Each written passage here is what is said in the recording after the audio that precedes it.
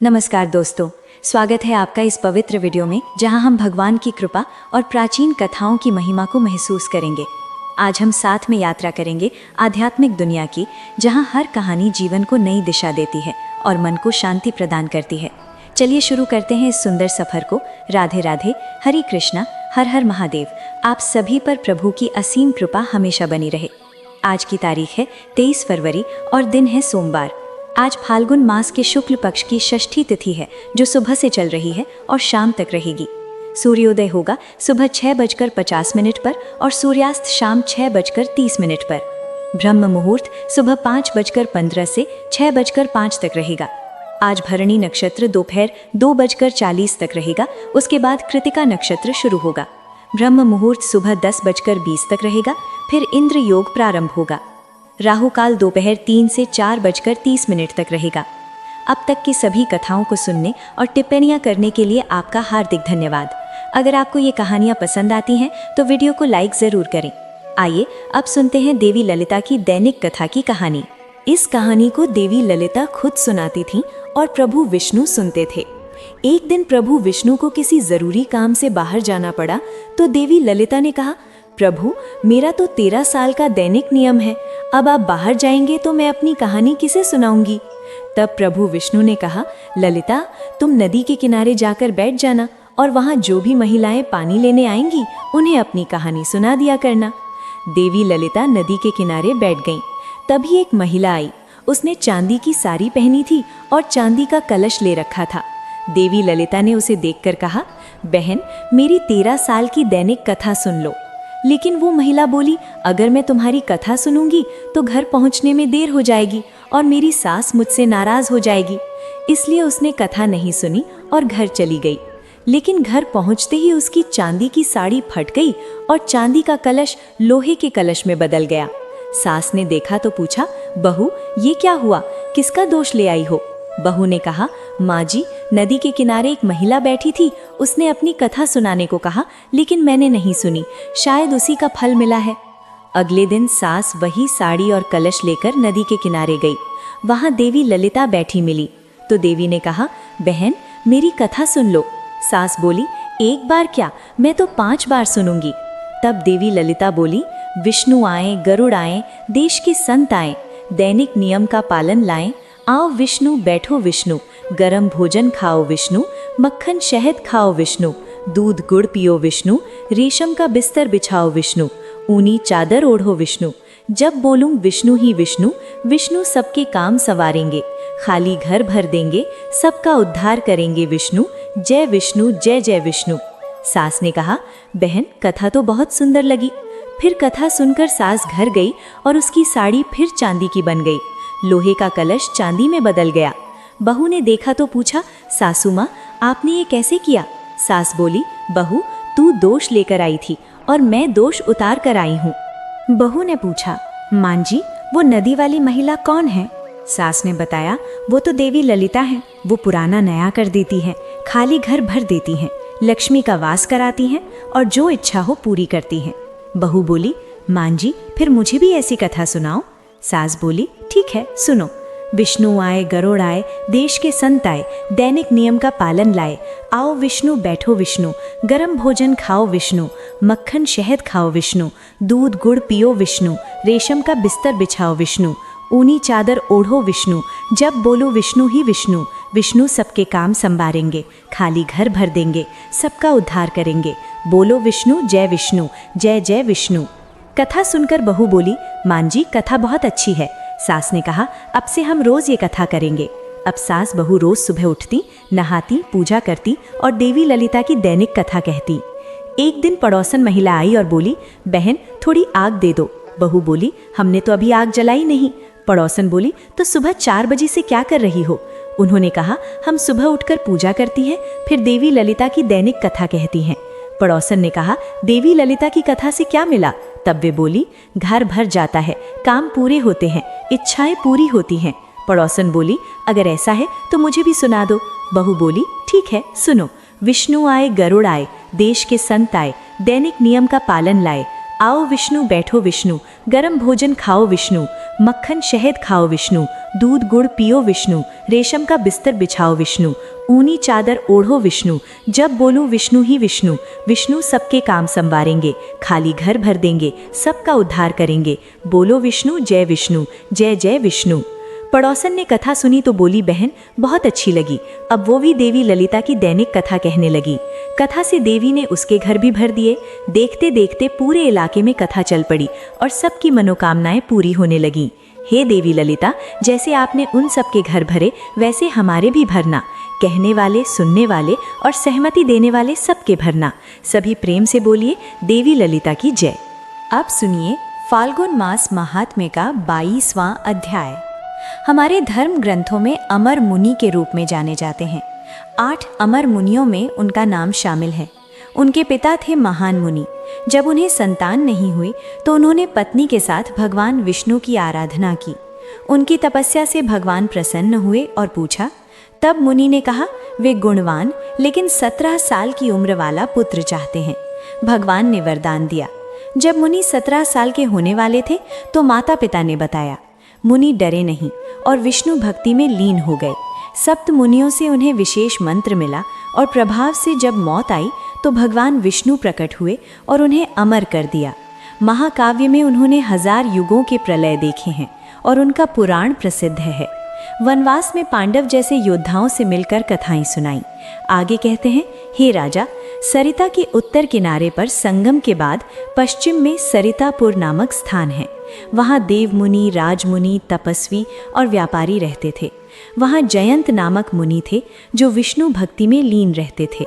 रोज सरिता में स्नान कर सुगंध, फूल, अगरबत्ती से पूजा करते थे। 1 महीने जब से देवता ने दर्शन दिए और कहा, ब्राह्मण, मैं तुम्हारी भक्ति से खुश हूँ, वर मांगो। जयंत ने कहा, प्रभु, मुझे यज्ञ के लिए दिव्य गौ प्रदान करो, क्योंकि गौ सबसे पवित्र है। देवता ने दिव्य गौ दी जो हर इच्छा पूरी करती थी। जयंत हजारों मुनियों को भोजन कराने लगे। कुछ समय बाद राजा विक्रम अपनी राजधानी छोड़कर शिकार पर आए और जयंत के आश्रम पहुंचे। बोले, मुनि, ये गौ तुम्हारे लायक नहीं, मुझे दे दो। जयंत सोच में पड़ गए। राजा ने उन्हें मार दिया और गौ छीन ली। बाहर निकलते ही गौ पर चाबुक पड़े और उसने श्राप दिया कि राक्षस तेरे कुल का नाश करेगा। गौ स्वर्ग चली गई। लोग रोने लगे। फिर महावीर बालक ने पिता की मौत सुनी, क्रोधित हो आश्रम आए और राजधानी गए। विक्रम को देखकर बोला, नराधम, मेरे पिता की हत्या की, अब कहाँ जाएगा? कुल्हाड़ी से उसका वध किया और पूरी पृथ्वी को उस जाति से मुक्त कर दिया। फिर आश्रम लौटे। माता को नमस्कार कर देवता की स्थापना की। वहाँ 3 शिलाएं हैं जहाँ श्राद्ध किया। एक शिला जहाँ पिंडदान से पितर स्वर्ग जाते हैं। हे राजा, ये सरितापुर का महात्म्य है। सुनने से देवलोक मिलता है। आगे जहाँ सरिता और दूसरी नदी मिलती है, वहाँ एक शिकारी रोज देवता का पूजन करता था। एक दिन विशेष योग पर फूल लेकर मंदिर गया। देखा देवता की तीसरी आंख गायब। मन में आश्चर्य हुआ और सोचा, किसने चुराई? तीर से अपनी आंख निकाली और देवता पर लगाई, बिना डर के। देवता प्रसन्न हुए, बोले, वत्स, वर मांगो। शिकारी बोला, प्रभु, सभी शिकारी परिवार आपके लोग जाएं और सभी पापी भी। देवता बोले, ऐसा होगा। फिर शिकारी देवलोक गया। यो देव आंख पुंड का महात्म्य है। वहाँ प्राण त्यागने से उमा देवता के धाम मिलता है, सुनने से मुक्ति मिलती है। सरिता के उत्तर पर जनेश तीर्थ है, जहाँ स्वारोचिस काल में राजा जनेश अपने गुरु यज्ञेश को लेकर कश्यप जैसे आश्रम गए। यज्ञ किया, देवताओं ने भाग लिया। यज्ञांत स्नान कर विमान से दिव्य लोक गए। मार्ग में धनेश उठे और बोले, आपने तप से विजय पाई। जनेश ने कहा, सूर्य जैसे आप भी साक्षी हैं। ब्रह्मा, विष्णु, शिव कर्मों के साक्षी हैं। तब इंद्र, नारद आदि आए। धर्मराज ने पूजन किया। नारद ने पूछा, पृथ्वी पर कौन देश, नदियां जहां दान जप कभी क्षीण नहीं? धर्मराज बोले, सरिता उत्तर पर लक्ष्मी यज्ञ तीर्थ है, जहां लक्ष्मी देवलिंग है। विष्णु से बड़ा कोई देव नहीं, सरिता से बड़ी नदी नहीं, सत्य से बड़ा धर्म नहीं, दया परम धर्म है। इसलिए सरिता तट पर रहने वाले पर यम शासन नहीं चलता। सुनकर नारद प्रसन्न हुए। अब सुनिए आज की भागवत कथा। राजा परीक्षित ने पूछा, प्रभु, मैं राजर्षि अंबर का चरित्र सुनना चाहता हूँ। ब्राह्मण ने क्रोध से दंड दिया, लेकिन वो टला नहीं। शुकदेव जी बोले, अंबर भाग्यवान थे। 7 द्वीप संपत्ति थी, लेकिन सपने जैसे समझते थे, क्योंकि धन लोभ नरक ले जाता है। कृष्ण और साधुओं में प्रेम था, मन चरणों में, वारी गुणगान में, हाथ मंदिर सफाई में, कान कथा में, नेत्र मूर्ति में, अंग भक्त स्पर्श में, नाक तुलसी गंध में, जीभ प्रसाद में, पैर यात्रा में, सिर वंदना में, माला चंदन सेवा में। भगवान प्रसन्न हुए, आसक्तियां छोड़ दी। भगवान ने सुदर्शन चक्र रक्षा के लिए दिया। पत्नी भी विरक्त थी। 1 साल एकादशी व्रत किया, समाप्ति पर 3 रात उपवास, यमुना स्नान, मधुबन पूजा अभिषेक किया, ब्राह्मणों को भोजन और 60 करोड़ गौ दान दिए। फिर पारण की तैयारी में दुर्वासा आए, अंबर उठे, पूजा की, भोजन प्रार्थना की, दुर्वासा यमुना गए। द्वादशी घड़ी भर बाकी, ब्राह्मणों से परामर्श, जल पीना, भोजन भी नहीं भी, इसलिए जल पिया। दुर्वासा लौटे, समझ गए पारण हो गया, भूखे थे, क्रोधित हुए, बोले ये क्रूर, धन में मतवाला, अतिथि हूँ लेकिन खुद खा लिया, फल चखाता हूँ। जटा उखाड़ कृत्या बनाई, जो अग्नि जैसे अंबर पर टूटी, लेकिन अंबर नहीं हिले। चक्र ने कृत्या जला दी, दुर्वासा भागे, चक्र पीछे। लोकों में गए, ब्रह्मा से रक्षा मांगी, ब्रह्मा बोले हम असमर्थ। शंकर गए, शंकर बोले हम माया में। वैकुंठ गए, भगवान से रक्षा मांगी, भगवान बोले मैं भक्तों के अधीन हूँ, भक्त मेरे हृदय हैं, उसी से क्षमा मांगो। दुर्वासा लौटे, अंबर के पैर पकड़े, अंबर ने चक्र स्तुति की, चक्र शांत हुआ। दुर्वासा बोले धन्य भक्त, महत्व देखा, अपराध किया लेकिन मंगल कामना की। अंबर ने साल भर जल पर रहे, दुर्वासा को भोजन कराया। दुर्वासा ब्रह्मलोक गए, अंबर ने गुण भगवान में लगाए, राज्य पुत्रों को सौंप वन गए, मुक्त हुए। अंबर के 3 पुत्र वीरकेतु, शंभु, विरूप से प्रशद और रतिथर। रतिथर संतानहीन अंगिरा से पुत्र हुए, जो अंगिरस कहलाए। मनु से इक्ष्वाकु हुए 100 पुत्र, विकुक्षी, निमि, दंडक। विकुक्षी श्राद्ध में मांस लाया लेकिन भूख से खा लिया, पिता ने निकाला, देहांत पर लौटा, शशाद नाम से प्रसिद्ध हुआ, पुरंजय हुआ। इंद्रवाह, कुकुत्स, सतयुग अंत देव दानव युद्ध में पुरंजय ने इंद्र को बैल बनाया, दैत्यों को हराया। अनस, प्रथु, विश्वंथी, चंद्रयुवन, शाबस्त, बृहदश, कुवल्याश, धुंधु दैत्य वध किया। दृणाश्व, कपिलाश्व, भद्राश्व, हरेश्व, निकुंभ, युवन संतानहीन बन गए। यज्ञ में जल पिया। कोक से पुत्र त्रिसदस्यु, मानधाता चक्रवर्ती बिंदुमती से पुरुकुत्स, अमरीश, मुचुकंद, 50 बहनें। सौभरी मुनि ने मछली देख विवाह इच्छा राजा से मांगी, सुंदर बने 50 कन्याओं से विवाह सुख भोगा, फिर विरक्त संन्यास लिया। पत्नियां सती हुई, यवनाश्व, हारित, पुरुकुत्स, नर्मदा से विवाह, गंधर्ववध, नागवरदान, त्रिसदस्यु, अनरण्य, हरेश्व, अरुण, त्रिबंधन, सत्यव्रत, त्रिशंकु, श्राप से चांडाल, विश्वामित्र से स्वर्ग, हरिश्चंद्र, विश्वामित्र वशिष्ठ लड़ाई, हरिश्चंद्र पुत्रहीन। वरुण से रोहित हुआ लेकिन टालते रहे, रोहित वन गया। वरुण से रोग, रोहित लौटा, इंद्र रोका, सुनहशेप खरीदा, यज्ञ किया। विश्वामित्र उपदेश से मुक्त, रोहित, हरित, चंप, सुदेव, विजय, भरुक, वृक, बाहुक, राज्य छिना, मृत्यु। पत्नी सती रोक गर्भ विष सहित सगर जन्म। सगर यशस्वी पुत्रों ने पृथ्वी खोद समुद्र बनाया, यवन आदि विरूप बनाए। अश्वमेध घोड़ा इंद्र चुराया, पुत्रों ने खोदा, कपिल पास घोड़ा देखा, अपमान किया, जल गए। असमंजस अंशुमान, असमंजस योगी बच्चों को सरयू में डाला, फिर जीवित कर बन गया। अंशुमान घोड़ा लाया, गंगा से उद्धार, कपिल स्तुति की, राज्य अंशुमान को सौंप मुक्त हुए। कल जारी रहेगा। अब सुनिए श्री तुलसी चालीसा का पाठ। जय जय तुलसी भगवती सत्यवती सुखदानी, नमो नमो हरिप्रियसी श्री वृंदावन खानी। श्री हरिशेष विरजनी देहु अमरवर अम्ब, जनहित है ये वृंदावनी अब न करहु विलंब। धन्य धन्य श्री तुलसी माता, महिमा अगम सदा श्रुति गाता। हरि के प्राण हूँ से तुम प्यारी, हरि ये हेतु किनहु तब भारी। जब प्रसन्न है दर्शन दीन, तब कर जोर विनय उसकी नो। हे भगवंत कंत मम होहु, दीन जान जन छाड़हु छोहु। सुनी लक्ष्मी तुलसी की बानी, दीन हो श्राप गद पर आनी। उस अयोग्यवर मांगनहारी, होहु विटप तुम जड़ तनुधारी। सुनी तुलसी ही श्रभ्यो तेहि ठामा, करहु वास तुह नीचन ध्यामा। दियो वचन हरि तप तत्काला, सुनहु सुमुखी जन होहु बिहाला। समय पाई बिरो पाति तोरा, पूजह आस वचन सत मोरा। तब गोकुल में गोप सुदामा, तास भई तुलसी तूबामा। कृष्ण रास लीला के माही, राधे शक्य प्रेम लख नाही। दियो श्राप तुलसी तत्काला, नर लोकहि तुम जन्म हुबाला। यो गोपवन दानव राजा, शंख चूर्ण नामक शिरताजा। तुलसी भई तासु की नारी, परम सती गुण रूप अगारी। असुधवे कल्प बीत जब गयो, कल्प तृतीय जन्म तब भयो।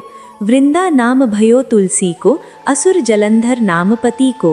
कर अति द्वंद अतुल बलधामा, कीन्हा शंकर से संग्रामा। जब निज सैन्य सहित शिवहारे, मरहन तब हर हरि पुकारे। पतिव्रता वृंदा थी नारी, कौन सके पति ही संहारी। तब जलंधरी ही वेश बनाई, वृंदा ढिग हरि पहुँचो जाई। शिव हित कल कर कपट प्रसंगा, कियो सतित्व धर्म तो ही भंगा। भयो जलंधर कर संहारा, सुनी उर शोक अपारा। तिहे क्षण दियो कपट हरिटारी, लख्य वृंदा दुख गिरा उचारी। जलंधर जस हत्यो अबीता, सोई रावण तस हरहि सीता। अस्प्रस्तर सम हृदय तुम्हारा, धर्म खंडी मम पति ही संहारा। यह कारण श्राप हमारा, होवे तनु पाषाण तुम्हारा। सुनि हरि तुरत ही वचन उचारे, दियो श्राप बिना विचारे। लख्यो न निज करतूत पति को, छलन चाहियो जब पार्वती को। जड़मती तू अस हो जड़ रूपा, जगमह तुलसी विटप अनूपा। भाग्य रूप हम शालिग्रामा, नदी गंड की बीच ललामा। जो तुलसी दल हम चढ़ावे, सब सुख भोगी परम पद पई हैं। बिन तुलसी हरि जलत शरीरा, अतिशय उठत शीश उर पीरा। जो तुलसी दल हरि शीर धारत, सो सहस्र घट अमृत डारत। तुलसी हरि मन रंज निहारी, रोग दोष दुख भंज निहारी। प्रेम सहित हरि भजन निरंतर, अंतर तुलसी राधा में ना अंतर। व्यंजन हूँ 56 प्रकारा, बिन तुलसी दल न हरि ही प्यारा। सकल तीरथ तुलसी तरु झाही, लहत मुक्ति जन संचय मनाई। कवि सुंदर एक हरि गुण गावत, तुलसी निकट सहस गुण पावत। बसत निकट दुर्वासा साधामा, जो प्रयास ते पूर्व ललामा। पाठ करह जो नित नर नारी, हु ही सुच भाषहि त्रिपुरारी। तुलसी चालीसा पढ़े, तुलसी तरु ग्रहधारी। दीप दान कर पुत्र फल पावही बंध्यो नारी। सकल दुख दरिद्र हरि हारे, परम प्रसन्न आशीष धनजन लढ़े। गृह बसही पुनः नाना अत्र लाही, अभिमत फल जगत महलाही। पूरण सब काम जे दल अर्पे, तुलसी तहें सहस बसह हरि राम। तुलसी महिमा नाम लखु, तुलसी सुत सुख राम।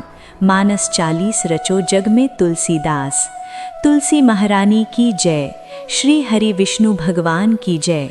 तुलसी महारानी नमो नमो, हरि की पटरानी नमो नमो। धन तुलसी पूर्ण तप कीनो, धन तुलसी पूर्ण तप कीनो। शालिग्राम बनी पटरानी, नमो नमो तुलसी महारानी। नमो नमो जाके पत्र मंजरी कोमल, जाके पत्र मंजरी कोमल। श्रीपति कमल चरण लपटानी, नमो नमो तुलसी महारानी। नमो नमो धूप दीप नैवेद्य आरती, धूप दीप नैवेद्य आरती। पुष्पन की बरसा बरसानी, नमो नमो तुलसी महारानी। नमो नमो 56 भोग 36 व्यंजन, 56 भोग 36 व्यंजन। बिन तुलसी हरि हरि एक नमानी, नमो नमो बिन तुलसी हरि एक नमानी। नमो नमो तुलसी महारानी। नमो नमो सभी सखी मैया तेरो यश गावे, सभी सखी मैया तेरो यश गावे। भक्ति दान दीजे महारानी, नमो नमो तुलसी महारानी।